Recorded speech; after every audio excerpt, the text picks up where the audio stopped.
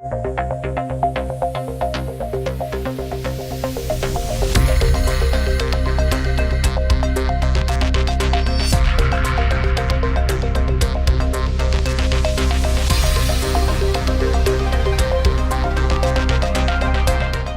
Melanoma Bridge is a meeting which comes at the end of the year when all the most important data from different clinical trials, different studies are already discussed. This is important because we can have a general discussion, that's first. Second, we have also at Bridge meeting now some new data. So we can enlarge the discussion that in general we do at ASCO, ESMO, and big meeting with the new data. And this is important because from this discussion we generate hypotheses, and also at Bridge meeting we have some interesting idea that then we translate in clinical trial on in biomarkers analysis.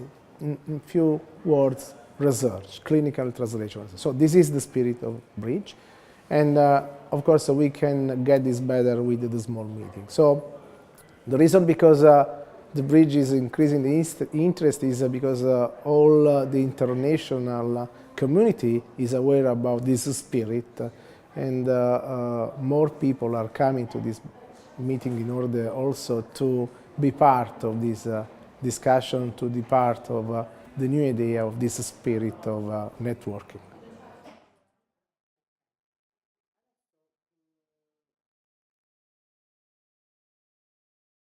During the Bridge meeting, what we are discussing and what is emerging now in the field of immunotherapy and target therapy. And we had 2 days of immunotherapy Bridge where we discussed the biomarker, we discussed the new pathway, and then during the melanoma, we are trying to integrate all this discussion with what we have available. So one of the things that emerged from this meeting is that now with target therapy, we can have still immunomodulatory effect. Target therapy may work as immunotherapy. We know this from the advanced disease, and this is more important from the adjuvant. In the adjuvant disease, if you look to the course of the BRAF intrametric, this is a curve similar to the immunotherapy. Now we know that in the adjuvant setting, target therapy can still work with a good tail of the curve. But of course, the question is the long-term benefit in the advanced disease. Now we know that 50% of patients can be cured, but still the 50% of patients, another 50% continue to die.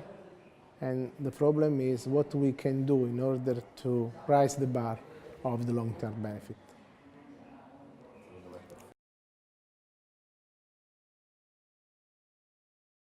In metastatic melanoma, we are in the good situation that we have immunotherapy and targeted therapy. Targeted therapy can only be applied to patients who carry the BRAF mutation. Targeted therapy is quite an effective therapy.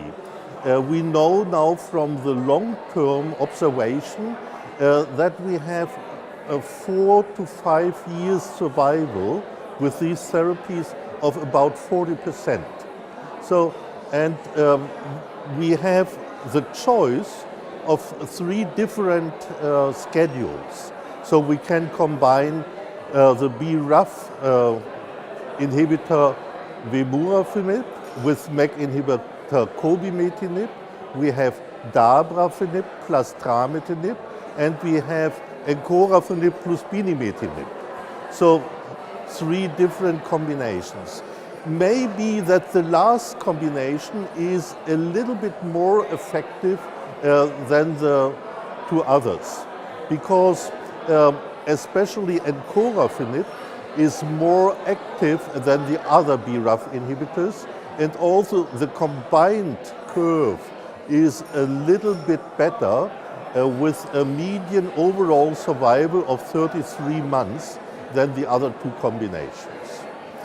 Now, there is not much experience with going to the adjuvant setting. We have this only for the combination of dabrafenib plus trametinib.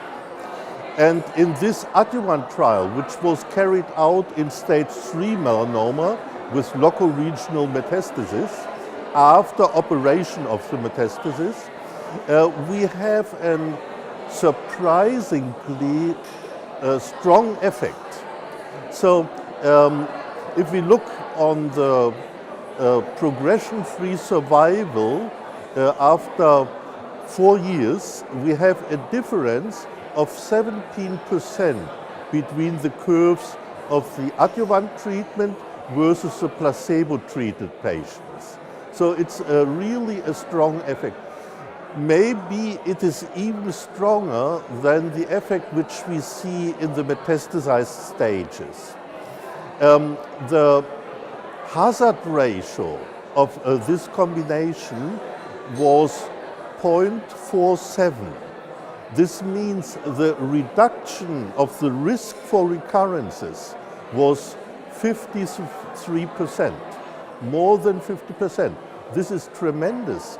I would not have expected that I ever will see in my life a drug which is so effective. And so, since we know these data, we try to give all our patients in stage 3 an adjuvant treatment, either with targeted therapy or similar effective with immunotherapy. And we started this even before the drugs became approved, because for the individual case, we asked the health insurances for reimbursement. And in Germany, all the health insurances said yes to this application. So since beginning of this year, our patients already receive adjuvant treatment. And now, what is the further development? We want to go with the adjuvant treatment also into stage 2 patients. These are patients with primary tumors, but the tumors are thick or ulcerated and have an unfavorable prognosis.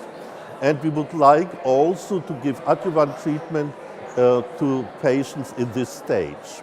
And so presently we are negotiating with Novartis to have a trial with dabrafenib plus trametinib in stage 2 patients, and probably this will become a trial guided by the European Association of Dermato-Oncology, and the protocol is already written.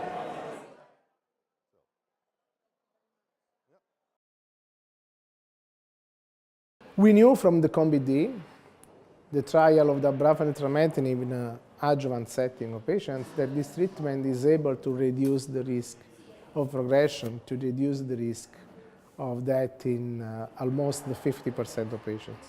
And what we knew from the ESMO this year is that the 54% of patients are still relapse-free at 4 years.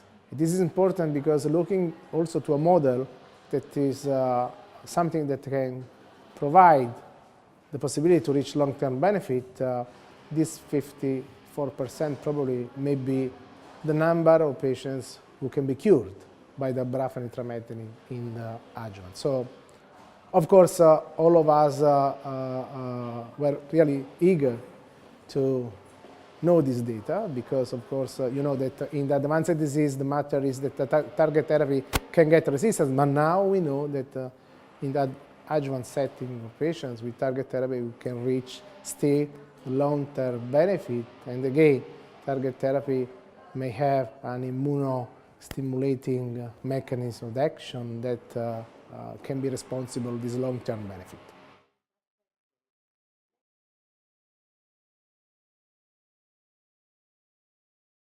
Next generation target therapy is the possibility to use target therapy as an immunomodulator and to combine with immunotherapy. At ESMO, we have seen data from the triplet, dabrafenib, trametinib, pembrolizumab. The data are early data, but looks really interesting because we know now that we can add duration of response to the high response rate of dabrafenib, trametinib. The follow-up was not so long, but still, with the triplet, we got more durable response, also higher tumor shrinkage, and the triplet seems to work better in the so-called bad patients, patients with poor risk factor. This is important because in the black area of the patient who continue to die, there are these patients. And this is an opportunity in order to get important response rate and also durable response to this group of patients that is still the 50%, where at the moment we need to do more.